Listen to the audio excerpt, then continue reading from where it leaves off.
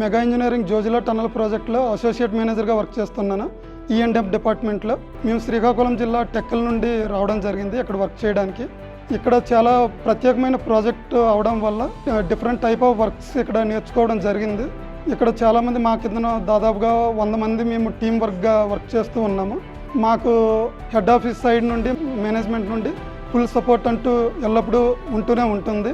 మమ్మల్ని ఎప్పుడు గైడ్ చేస్తూ ఉంటూ మమ్మల్ని మానిటరింగ్ చేస్తూ ఉంటూ వర్క్లన్నింటినీ మాతో చేస్తూ ఉంటారు. ప్రాపర్ ప్లానింగ్ అండ్ ప్రాపర్ కోఆర్డినేషన్తో మేము ఇక్కడ డిఫరెంట్ టైప్ ఆఫ్ వర్క్స్ చేయడం జరిగింది. అవి ఏంటంటే ఇంత లాంగ్ టన్నల్ అవడం వలన ఇండియాలోనే ఇక్కడ డిఫరెంట్ టైప్ ఆఫ్ వెంటిలేషన్ సిస్టమ్ని, డిఫరెంట్ టైప్ ఆఫ్ డీవాటరింగ్ అరేంజ్మెంట్స్ని చేయడం అండ్ దాని నుండి మేము కొంత నేర్చుకోవడం కూడా జరిగింది.